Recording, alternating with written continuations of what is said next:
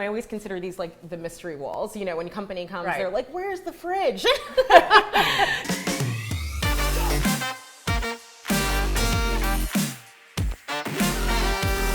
I'm Carisha Swanson. I'm here to show you this incredible kitchen. I'm Sarah Robertson of Studio Dearborn. I run my own kitchen design business. I started Studio Dearborn 10 years ago. I was a real estate developer building homes, and I had a friend ask me to do a kitchen for her. And after that, another friend asked, and after that, another friend, and then I printed up business cards, and here I am. That's 10 years amazing. later. The kitchen was probably from the 1950s. It was really small. She has 3 small boys, and she did not have the space she needed really to prepare meals. It was just a cramped, tight, dated space. With all that, it's time to actually get into the nitty-gritty of this kitchen. We had talked about this full wall of cabinetry, and Right. that's this wall here, which functions as storage as well as refrigeration. Right. So this is our breakfast center. If you lift up, they've got cereals and so on in there. Oh, nice. So really easy. Right. Yeah. So it's kind of grab and go, so everything's in there. And then down below, actually, we have a nice bin for snacks. So this is after school time too then? Yes. It works, right? Right. So we have the pantry in here, and so this is where all the, the main nice. foods are, and, a few more snacks and stuff down below. We still all go gaga over soft clothes, but I would think especially with 3 young boys, you gotta have the You soft gotta clothes. have it. Yes, exactly, on every single pull out.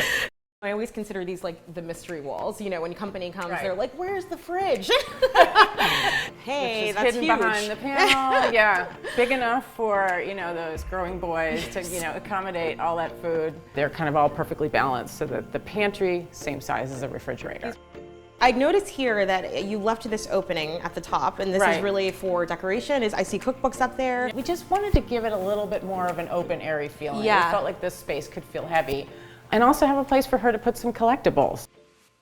Now we're moving over into the main cooking area. Yeah. So the homeowner really wanted this, 60-inch range, 2 ovens. Like who wouldn't love this, This is right? humongous. Yeah. So it's fabulous. She has the griddle. She has the grill. And then one of the things I notice here is you don't have kind of the custom hood coming down. So Right. you hit the hood a little bit. Right. In this case, we always have to think about how the homeowner's cooking and how they're, how much ventilation they need. I prefer when we're putting a range in front of windows to just have that view instead of having the hood hanging down. And it opens up the space. Right behind us, we have a little kind of mini sink. Yes. And then a few odds and ends happening here. Yeah, so this becomes like the prep area. Okay. I always like to think, first of all, in terms of prep, I like to always have knives and cutting boards. So we have the knives. Love in an this organized drawer. knife drawer. Yep. You don't need a huge drawer for knives Yeah. because they stack in such an organized fashion. And then we have cutting boards in here. It's so super easy to just grab, Right. lay out here, and Really do your chop. thing. Right. Yeah. And the refrigerator's right there for you to bring your ingredients over.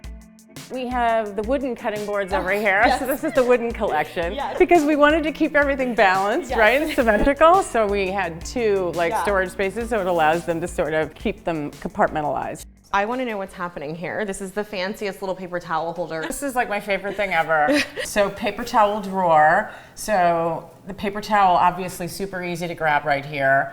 But also then we've got the wraps and so on behind. That's great. Which is this becomes sort of cleanup station. Right, So right. we And have- again, you're really taking full advantage of how much space you have inside of this massive island. Right. Yeah. And the full surround Right. is done in, what is this, a natural stone? Yes, this is a natural marble. And even though there are options out there in terms of porcelains and so on, we just Right. wanted to stick with the natural stone. Yeah. It will age, and that's part of its beauty. Right. That was perfectly fine with the client, and Yeah. so she she doesn't chop on it, but certainly Sure. she's prepping on it, and Yeah. it may stain, it may etch. I mean, people need to know that about Right, marble. right. It has that natural beauty. I feel like that's how people are. Yeah. When they want natural marble, when they want stone, that's what they want, and they don't want to compromise. Right. So this looks like we're down now to cleaning zone. So we had a couple of extra inches sort of in this layout here, and I really wanted to give her the functionality of having an extra cutting board. On this side, we have a drying rack. So you basically just pull it out and you can set it right on top of the sink. That's fantastic, And right? it's just for drying dishes. And what wood so is this? It's a character oak.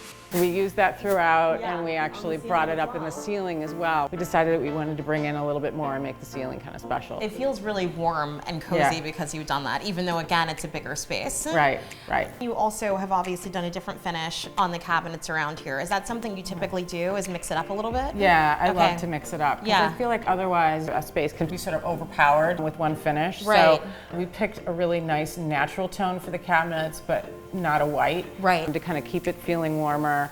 And we knew that all of the oak was going to be light. So we felt like we could bring in a little bit of depth of color without it getting too dark. You've also got really effective ways of using light in here. You know, where you've got your open cabinetry here, it looks like LED strips have been put in. Yes. Yeah. So we have, you have the sort of the three types of lighting. You've got the ambient lighting in the ceiling. You have the fixture, the pendant, this gorgeous pendant over the island. Yeah. Looks like a milk glass. It's so pretty. Yeah. And then we have the LED lighting that we added underneath the shelves. It would not be me if I didn't ask about this one little additional area over here that looks like the bar area. Yes, we have to do that. The bar was fun because we knew that we wanted to do something special at the bar. And when we decided on the chevron for the refrigerator, we're like, oh, perfect. We're going to bring it over here as well. And fortunately, we were able to panel everything to sort of carry that look through. So what do we have hiding here? So we have refrigerator drawers here. Oh, great. For all kinds of beverages. Yeah. And then I hear a lot happening under here. Yeah, it's gurgling, isn't it?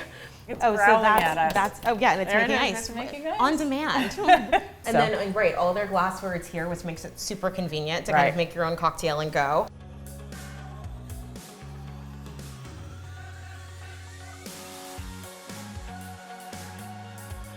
This is truly an incredible kitchen, and I could not be more grateful for you giving us the time today. Oh, thank you so much for coming out. Thank you. This is so much fun. Great.